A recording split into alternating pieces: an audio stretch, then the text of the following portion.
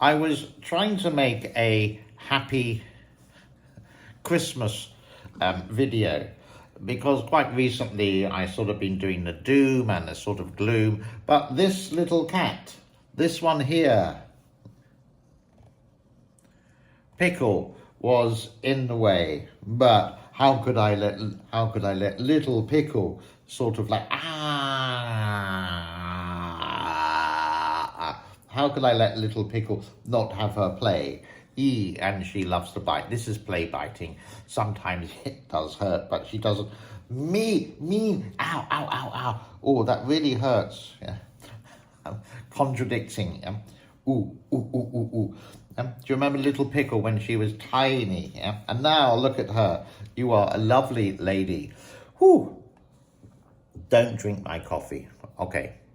I'll start again. So it's just 2 more weeks until Christmas, and I was thinking, what has been your favourite Christmas, the one that you remember the most?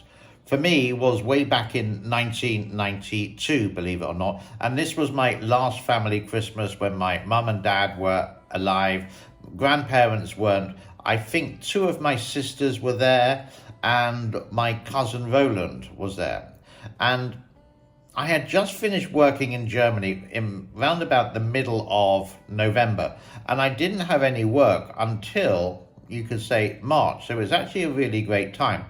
This was in the family house in a area of London, and this was a really old house built in 1697. It still stood there. My father was alive at the time with that, and I just remember it being like a great 3-month vacation. Because near enough every night I went out with my friend Julian, and we went to bars, we went to nightclubs, we did all the things as young people would do, tried to pick up the girls. Most of the time it was a complete failure.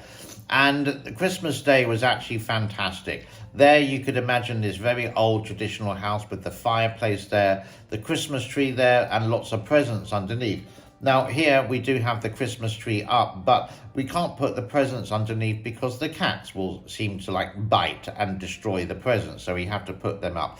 On Christmas Day, when we do open the presents, I know it's a little bit different to other countries where you would open the presents maybe Christmas Eve, there. So we may put them on Christmas Day so we can actually have the presentation of handing out Christmas gifts to that.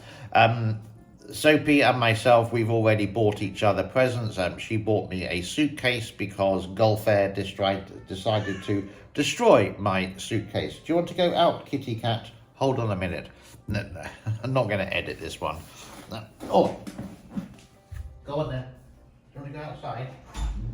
There we go. Bye-bye.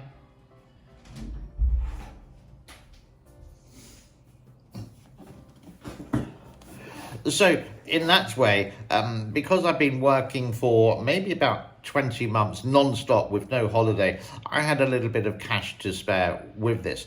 I was living at the time obviously with my parents, and because I was working as an international DJ, I didn't really have anywhere as my own. I used to stay, the companies that I worked for would put me up in 5-star hotels, and you would sort of be working indirectly on contract work for these 5-star hotels.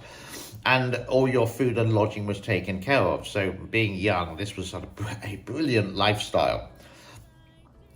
The whole build-up for Christmas was just fantastic. And just remember, everyone seemed to be happy for, you could say, not just the Christmas period, but the whole build-up. Even November time was like great. And then Christmas Day came, and then we would have the massive turkey in the dining room with all the trimmings, like the roast potato, Brussels sprouts, don't like those, carrots, peas, stuffing, gravy. Then the Christmas pudding as well, which no one seemed to have a spare for.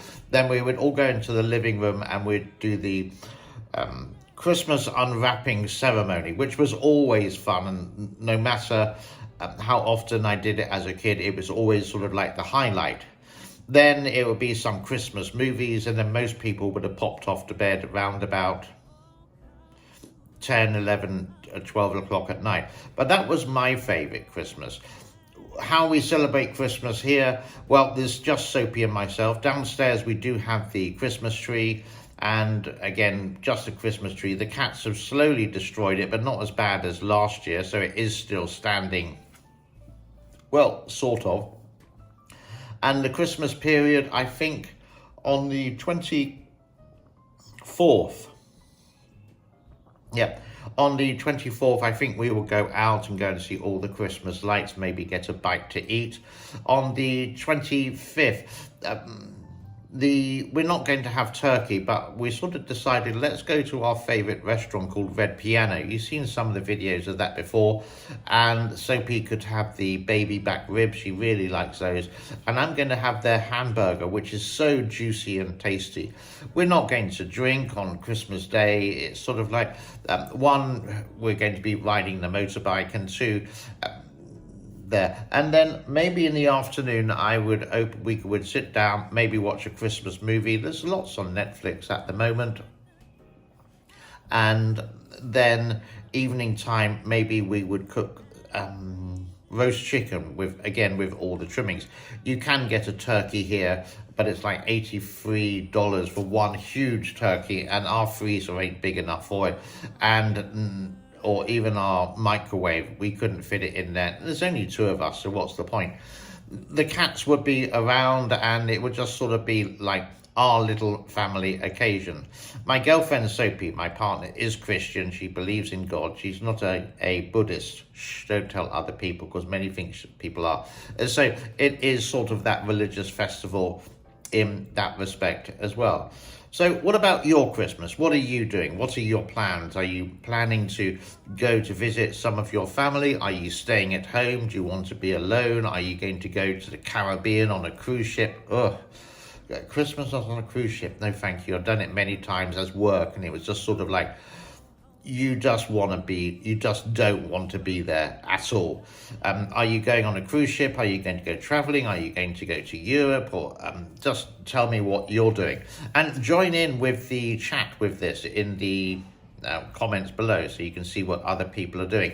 Mention where you're from, like the US, or from Canada, or from Australia, or maybe Palestine, or I don't know, in Dubai, for example. There's some places where officially Christmas Day is not a national day, but you have to. My first Christmas away actually was in 1990, and I was working in Casablanca in Morocco.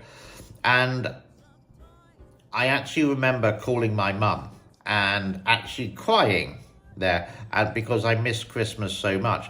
Now, when you're young, you sort of do get a little bit, when you're like a teenager, you say, oh God, Christmas again, it's the same routine. And yeah, I was exactly the same as that. But when I didn't have it, boy, did I miss it. So I was bailing my eyes out. I was only 22 years old, and fortunately, I knew some of the Marines there who were looking after the American consulate, I think, or embassy in Casablanca. I'm not too sure. I think it's the consulate. And with that, they did have turkey. We had some friends who were the dancers in a hotel next door in Casablanca. And we sort of had a good Christmas. I remember the present that one GI gave me, or one Marine gave me, was the Quran, the holy book, like the Bible, so to speak, in English. I think somewhere I do have that, but it made Christmas special. And when you do live overseas, you try your utmost to just enjoy that day, or even the whole build-up. And there's lots of expat communities, one way or another, around the whole place to enjoy Christmas. It will never be the same at home.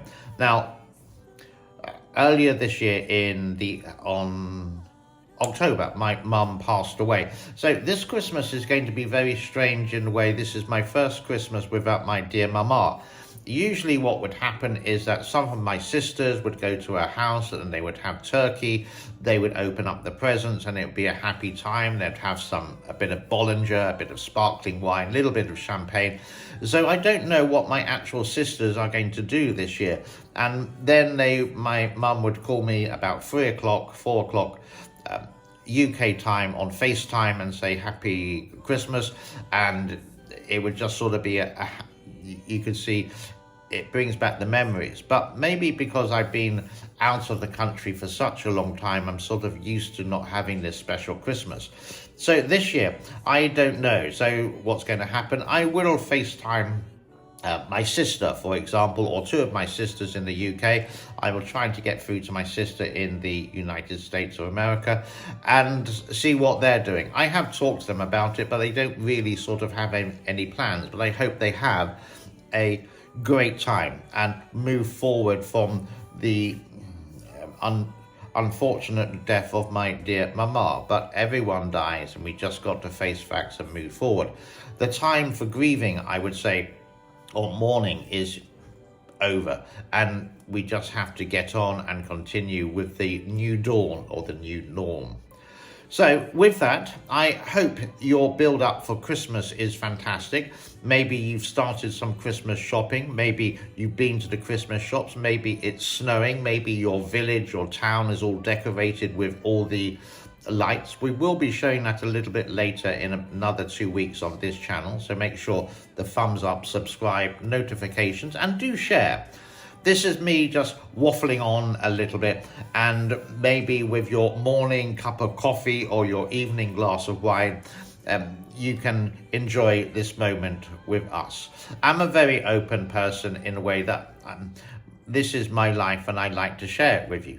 If you like it, it's fine. If you don't, that's fine as well. This is just my YouTube channel. This is my hobby, and I just enjoy making these these videos for you without any sort of editing, just to give it to you direct. So have a happy day, have a happy or Merry Christmas so far, happy holidays, and I will see you shortly for another movie.